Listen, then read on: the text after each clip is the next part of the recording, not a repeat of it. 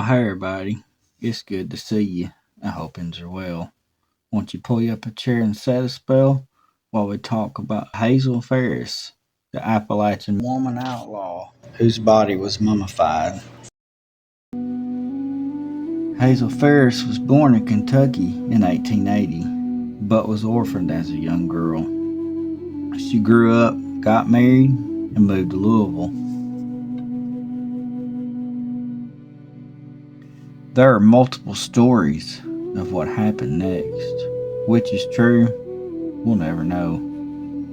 Some claim that their neighbors tell Hazel and her husband were drinkers and they got into awful violent fights.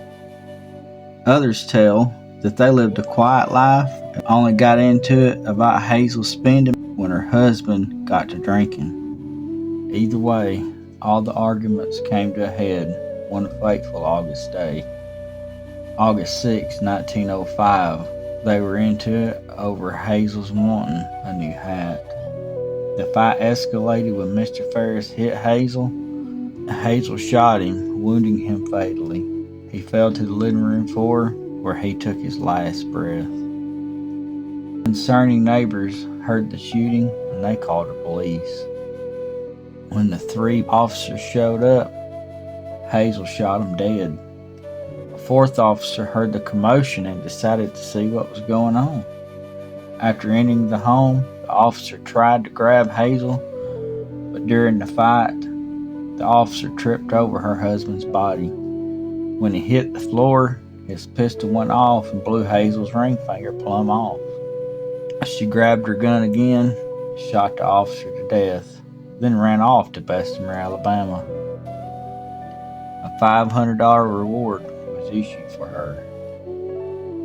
Once she made it into Bessemer, she became a prostitute to make money for her drinking habit. In another tale, she posed as a schoolmarm, and in her grief of the murders, she drank in private. It's told she began to get involved with an unknown man. He was told to be an officer in the town. When they got engaged to be married, she told him of her crime. But it's unknown if willingly or in a drunken state she told him. Immediately, he turned her over to the police to face her charges. Was he devoted to the law, or did the $500 reward entice him to give her up? Well, we'll never know. December 20th, 1906, Hazel took to drinking heavily. Then to keep from going to jail, she mixed whiskey and arsenic and drank it, taking her own life. Folks, this is not where the story ends. Oh no, we're only just beginning. Hazel's body was taken to the Adams Vermilion Furniture, where it sold caskets, also the funeral parlor. No one came to claim her body, not even her fiancé.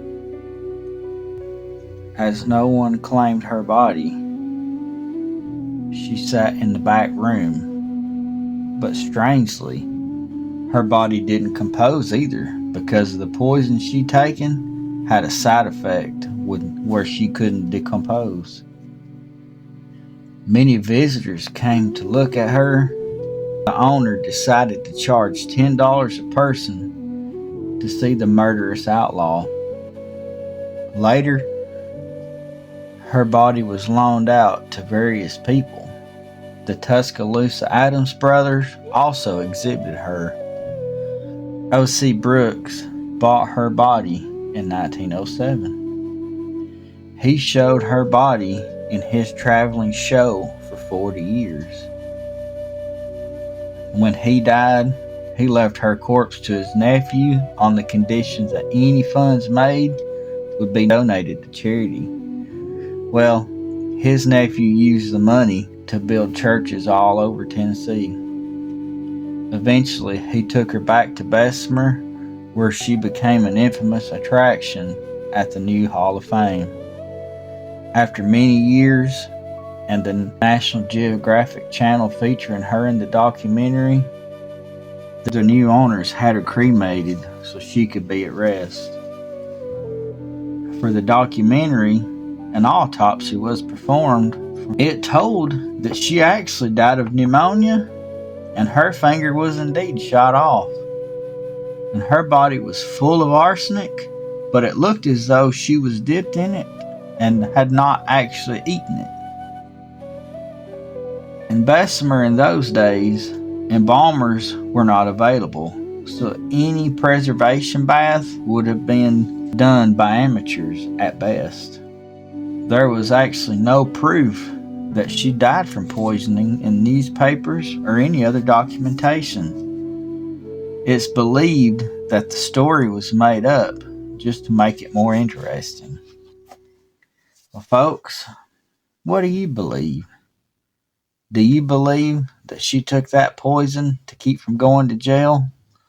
Or was it all made up just to make a circus act more special?